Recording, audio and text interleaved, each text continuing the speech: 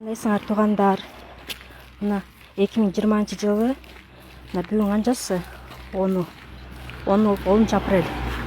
10 апрелде мына мынтип квартирадан сагалап көчүп кетип атабыз. Мына бул жакта 1 жашка толо элек бала бар ошо. Биз киргенибизге 7 мартта киргенбиз. Ошондо биз 5-inde беребиз, эми бурса бир айдан кийин деп жакшы эме кылган, септеп бурса карантин өткөзсө деп. Ага жетпей эле хозяин ушинтип кубалап чыкты. Ошо Арча бешик Камбар ата көчөсүндө 94-үй болчу.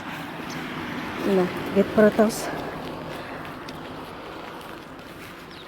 Карантин учурунда баласы жок болсо да бир жөн эле баласы менен. Ушул туура эмес туугандар, туурабы?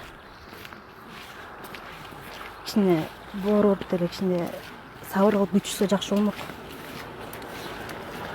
Азыр баргана дагы көчөнү дагы квартираны дагы тартып жөнөп жүрөбүз. Мына ушинтип сагалап кетип баратабыз. Суукта, кышында.